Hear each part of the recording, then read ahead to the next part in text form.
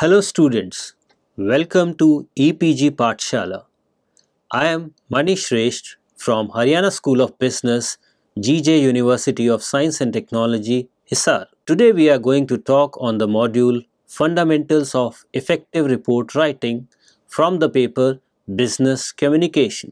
First have a look on the learning objectives. First objective is to know the relevance of report writing, then to understand various components of report writing, and finally to learn the essentials of writing an effective report.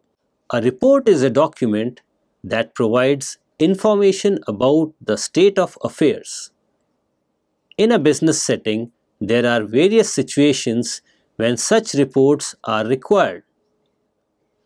Generally, a report describes about what is happening, why it happened, and what could be done to handle the current state of affairs. A report provides the relevant information to the persons concerned, generally from the senior management.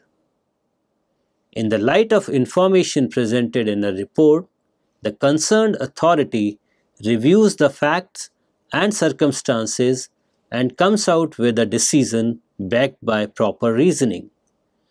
A report is prepared with utmost care and formality. Even a small act of casualness during preparation of a report can compromise its credibility and eventually the decision based on it. A report is committed to provide information that is free from any kind of biasness. It is a logical presentation of facts. For that purpose, actual records and data are incorporated while preparing a report. As a business report, it must fulfill the objectives for which it is meant to be created. For example, a sales report must inform about the past and present sales trends, revenue generated, employees employed, territory-wise performances, product-wise performances, etc. Reports could be prepared for providing facts, understandings, conclusion, and or suggestive course of action. A report is not relevant for a particular industry, but it is professionally used by all types of organizations across different sectors. Overall, it can be stated that a business report offers actual and fact-based information in structured form to the persons concerned that enables them to take an informed decision for managing an issue at hand. For preparing effective reports, it is imperative to understand the basics of effective report writing. Every report to become effective must possess essential elements related to the outline, data, language, styling, illustration, and writing. The following sections will cover all these important aspects of effective report writing. There are various components of report writing. For preparing effective reports, it is imperative to understand the basics of effective report writing. Every report to become effective must possess essential elements related to its outline, data, language, styling, illustration, and writing. Let's have a look on the outline of a report. Outline of a report is also known as structure of a report. Purpose of understanding an outline is to identify various elements of a report and order in which these elements will appear in the report. Although, depending upon the purpose of a report, its structure can change. Still, basic outline remains the same. Broadly, the matter in a report can be divided into three sections, namely pre-pages, main matter, and supporting matter. Please remember not to mention the headings like pre-pages or main matter in your report. These are used just to increase the understanding about the topic. Under each section, various elements are included. Pre-pages. This section includes all the elements which appear before the main body of the report. Under pre-pages, there are few subsections that are to be mentioned. These are front cover.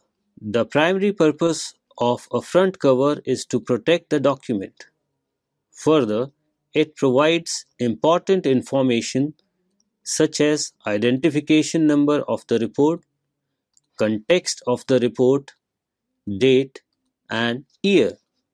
Overall, it is used to create a first impression. Under the subheading Title page, it is the first page of a report. It contains all the information presented in the cover with some additions. It includes information such as a report number, title of the report, name of the organization, who has prepared the report, for whom the report is prepared, name of approving authority if required, date and year of submission and approval. Under the subheading Forwarding Letter, it is also considered as a covering letter. It serves the purpose of informing the receiver about the handing over of a report. Another purpose of such letter is to briefly apprise the receiver about the issue and main points mentioned in the report. A preface acts like a prologue for the report, and it is written by the author. It is different from a foreword and a summary. It sets the tone for the reader to go through the report. Under acknowledgement, it is very difficult to prepare a report alone. You always require help from others while preparing different sections of the report. This help could be in the form of permissions, data collection, analysis, typing, structuring, and editing.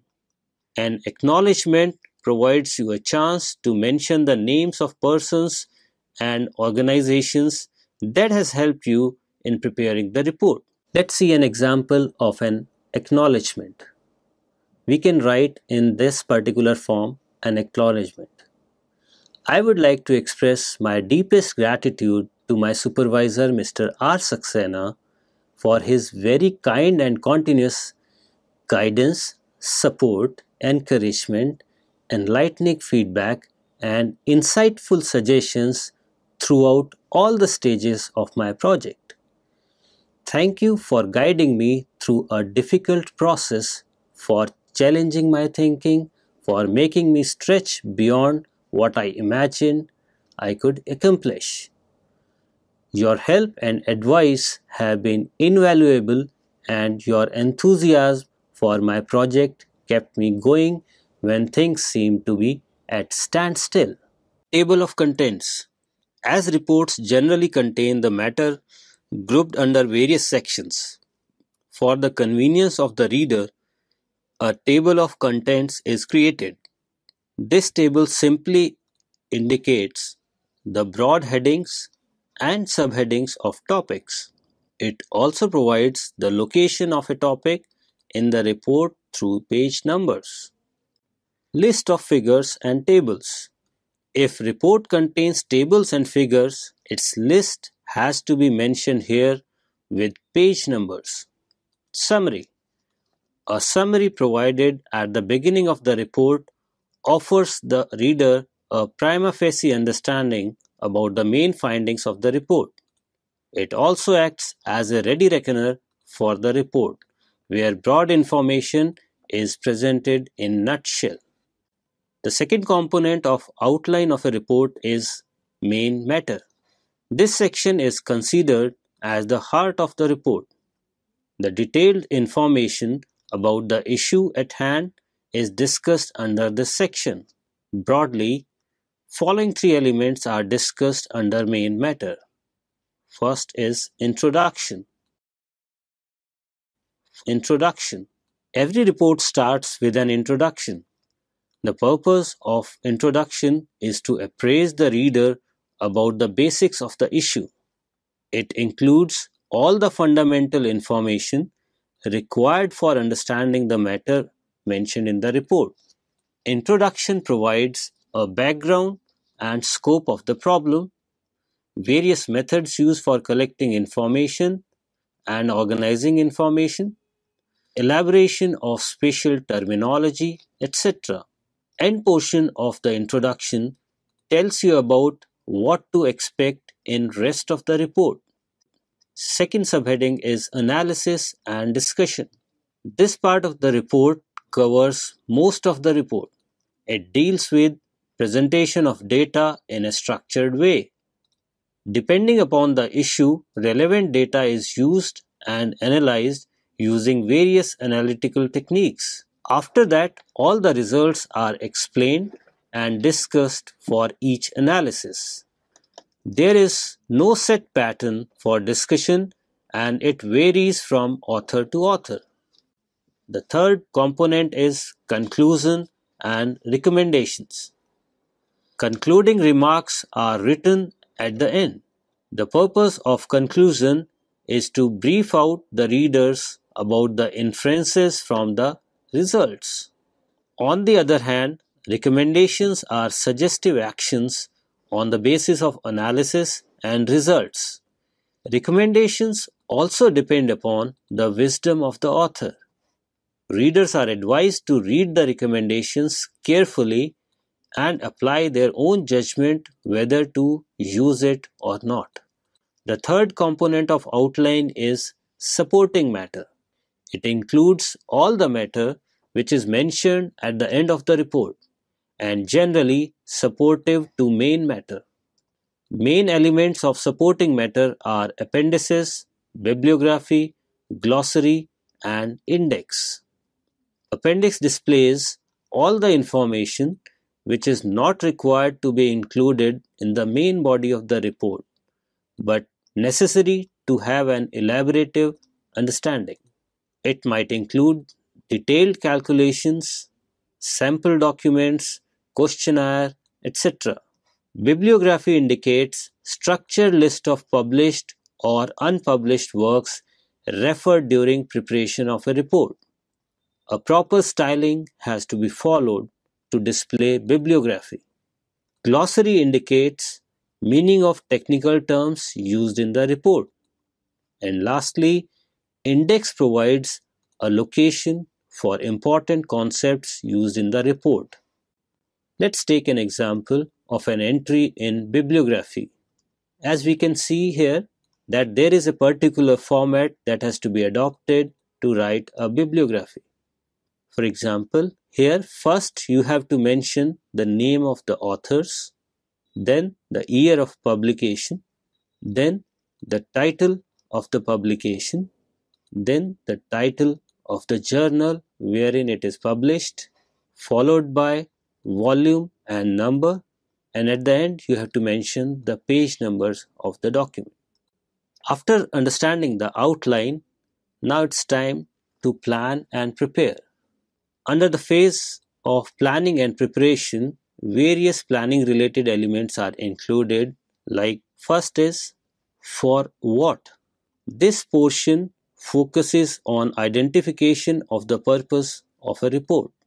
It is the reason for which report is created. A reason could be falling sales of a company, launching of a new product, setting a new plant, entering into a new market, employee unrest at the production plant, etc. The reason acts as a reference point for a report. It sets the guideline for the rest of the planning activity, like which type of information to be collected.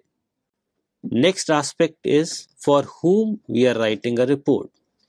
Before writing a report, it is important to understand the recipients of the report. Knowledge about audience of the report guides the author about what information to present and in what form. For example, senior management is mostly interested in crisp information, while lower management looks for a detailed one. Depending upon the instruction for submission, it is easy to identify your target audience.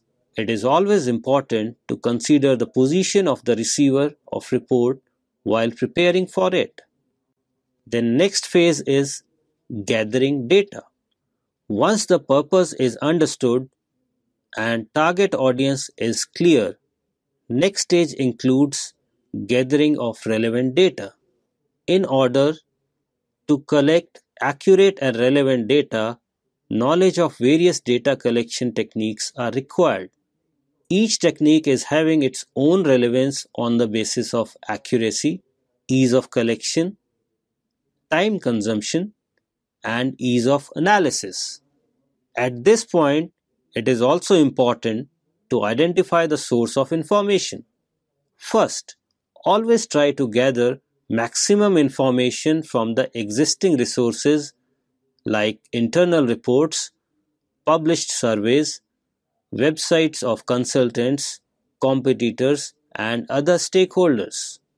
Nowadays, internet has become handy for collecting data. Once the secondary resources are exhausted, primary resources could be used. Primary resources help in generating first-hand data from the respondents. This data could be collected by face-to-face interviewing of respondents, observing the respondents, and getting the survey's questionnaires filled from the respondents.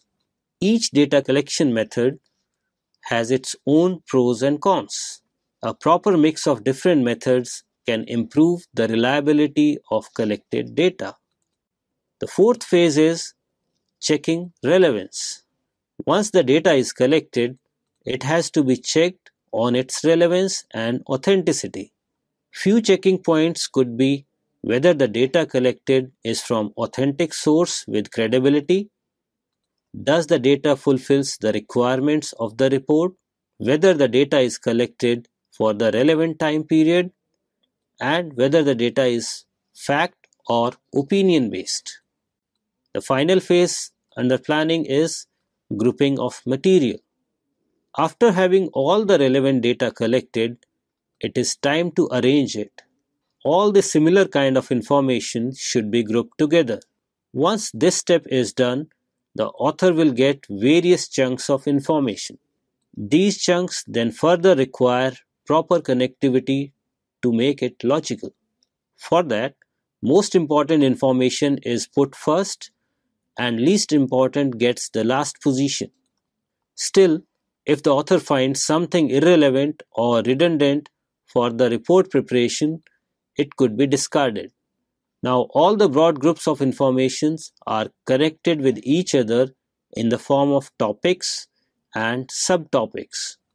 At the end, an outline is created that helps in proper arrangement and presentation of information. This outline also acts like a guideline to write the text of report. Now, let's consider the component grammar and writing style. For writing an effective report, an understanding of grammar rules and their appropriate usage is utmost important. There is no shortcut for attaining this knowledge. A continuous effort over a period of time with an exposure to verbal communication modes such as books, newspaper, and internet could be useful. More the exposure, faster would be the learning. A proficiency in grammar helps a lot in writing effectively. When it comes to writing style while preparing a report, it is all about how you present the information. It can also be understood as a way of writing. Although every writer is having his or her own style of writing, still few of the guidelines should be followed. Like, every report must possess maximum objectivity in its written material, leaving no space for ambiguity. As far as possible, use direct statements to get more attention of readers. Always write in a language which is easy to read and understand. It is also important to establish commonality of understanding between the writer and the reader. Use common words and phrases. Provide as precise information as possible to avoid confusion. Avoid wordiness in your writing. Say your views in least possible words. Any type of redundancy should be avoided. And be careful, as using brevity principle of writing doesn't mean using short form or abbreviations. Avoid using jargons. Jargons are field specific and lack general understanding. Try to avoid foreign words as much as possible. If you are able to find an easier substitution, always go for it. Always keep a check on the length of a sentence and always keep a check on the length of a paragraph. Overall, it can be stated that for effective writing of reports, all the principles of effective writing has to be followed, especially elements like conciseness, correctness, and clarity. Use simple and understandable language as it is the key for successful writing. Now consider illustrations. Prior to redrafting a report, it is important to substitute it with appropriate visual representations.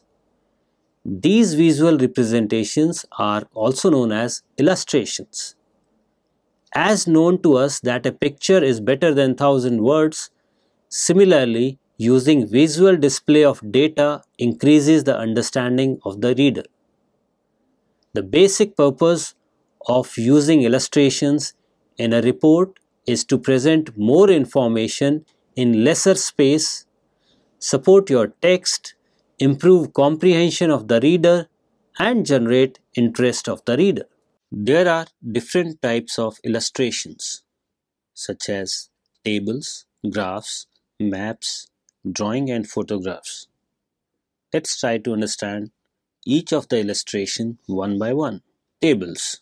Tables are used to depict numerical data in organized form. A table is a matrix having rows and columns wherein data is displayed. Each table should be properly labeled and spaced within the text. Also, the width of all the tables should be same to provide visual uniformity. Graphs. Graphs are pictorial representation of data. It is an alternative to a table, as same data can be presented in a different way. There are many graphical options available. Each option has its own suitability for depicting information. The writer has to choose a particular option wisely. For example, pie graphs are used for depicting share or percentage, while bar graphs are used for showing growth. Maps. In certain cases where geographical description is required, maps are used. While using a map, it is important to denote its scale and make sure it is properly indexed. Drawings and photographs. Many times, for explaining technical aspects of a concept, various drawings are being used. Generally, the purpose of a drawing is to show the design or diagram of an object. On the other hand, a picture or photograph is used to show the actual image of an object. In both the cases, it is important to look for the scale or proportion to understand it completely. Now at the end stage, we have to understand the process of writing a report. With all the ingredients in place, it is time to write the report. To start with, a rough draft has to be created. A rough draft might give you a feeling of incompleteness, but it is important to pass through this stage. It is the first step for writing effectively. For writing the report, follow the outline that you have framed earlier. Take each element of outline one by one and start explaining each aspect and move to the next. At this stage, you should keep on writing irrespective of choice of words and connectivity of paragraphs. Always keep your focus on the main objective of report so that you do not lose track while writing. Try to leave space between two lines to leave a space for editing. Once you finish writing the main content of rough draft, start writing and organizing cover and pre-pages. Finally, work on your supporting matter placed towards the later portion of the report. After this step, you will feel that your report has taken a proper shape. Once you have written the rough draft, it is time to give break before you start working on the final draft. The reason for a break is that writing for continuously longer duration gives you monotony and boredom. If you start straight away for your final draft, chances of identifying mistakes reduces and you will end up in finalizing the same draft with mistakes. A gap between two drafts gives you chance to have a fresh and unbiased review. Under the final draft, you have to check and remove any ambiguity, discontinuity, misstatement, and redundancy. After finishing the final draft, it is suggested to review your report on the grounds of outline and structuring as well as language and styling. Once everything is checked and revised, your report is ready for submission to the respective recipient. So students, let's summarize what we have learned in this module.